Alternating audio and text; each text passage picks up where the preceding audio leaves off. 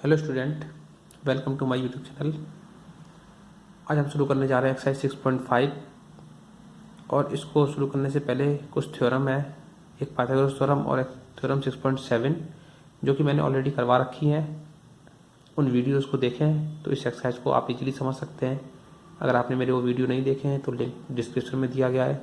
सबसे पहले आप उन वीडियोज़ को देखिए, तब आपको ये 6.5 ईजीली समझ में आएगी। चलिए हम शुरू करते हैं एक्सरसाइज 6.5। क्वेश्चन नंबर पहला, कुछ त्रिभुजों की भुजाएं नीचे दी गई हैं, हमको साइड्स दी गई है।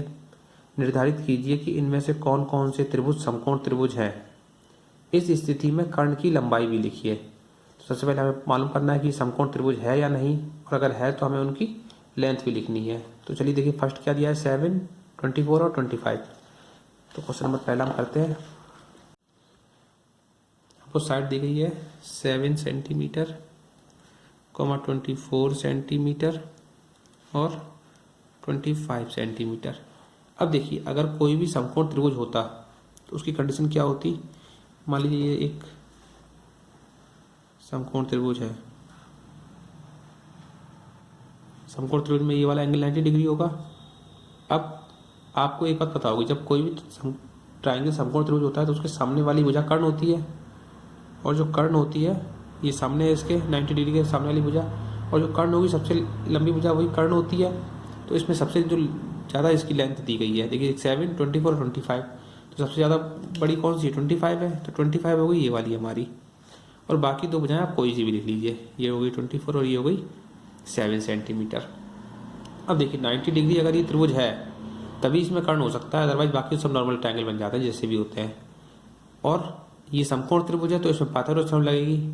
पाइथागोरस थ्योरम क्या कहती है, कर्ण का वर्ग बराबर लंब का वर्ग प्लस आधार का वर्ग। हम इन भुजाओं को इसमें रखेंगे।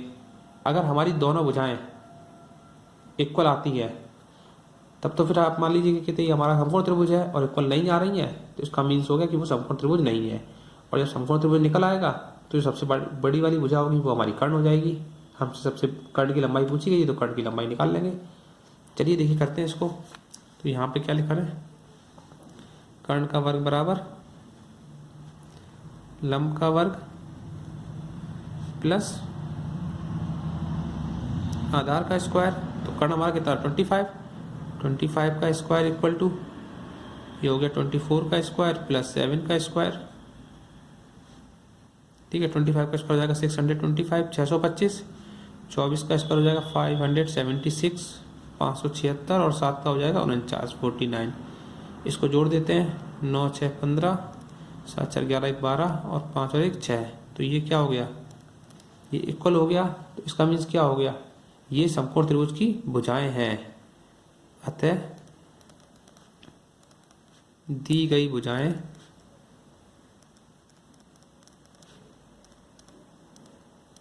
समकोण त्रिभुज की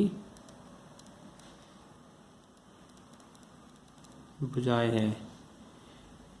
तो कर्ण की लंबाई पूछी गई थी, तो कर्ण की लंबाई बराबर कितनी हो जाएगी, सबसे बड़ी वाली भुजा 25 थी, 25 सेंटीमीटर।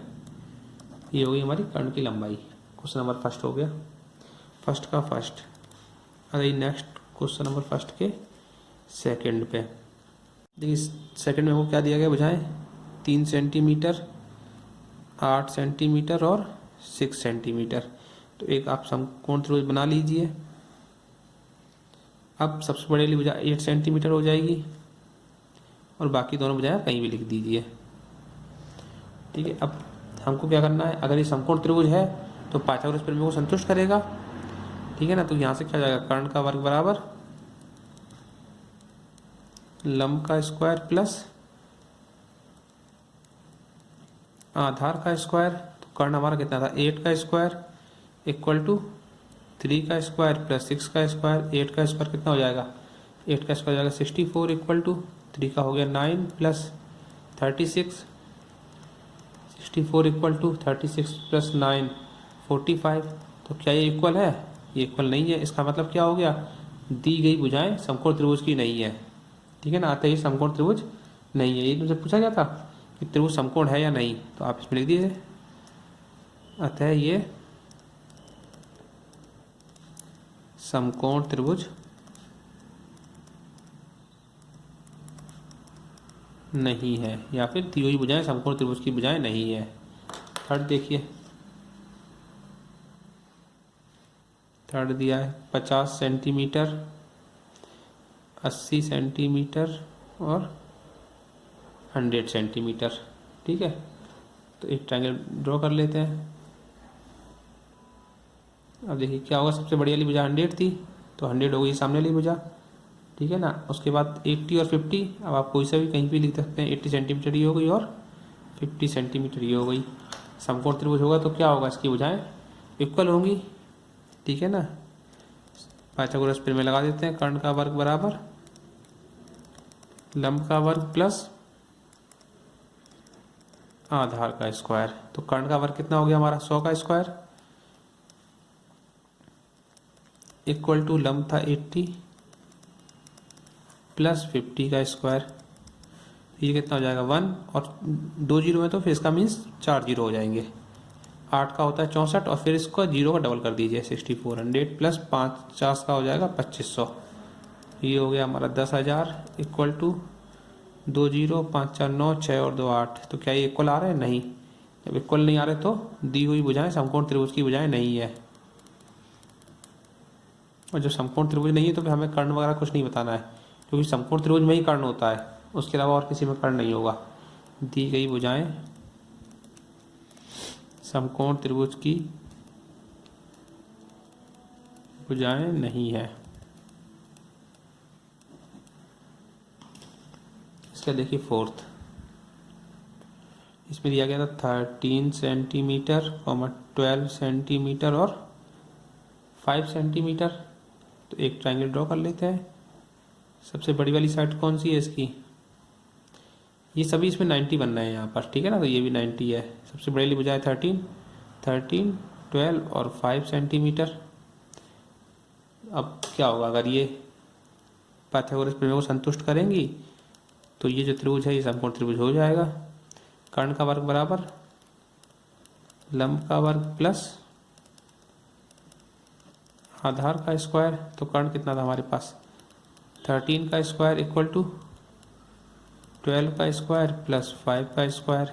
13 का हो गया 169 equal to 144 plus 25। 169 equal to 5 4 9 4 2 6 और 1। ये क्या होगा, ये तो इक्वल हो गई। इसका मीन्स क्या हुआ, अतः दी गई भुजाएं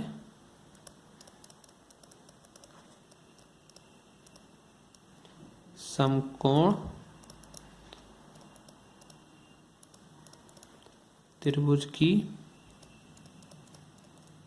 दी गई भुजाएं समकोण त्रिभुज की भुजाएं हैं। इसलिए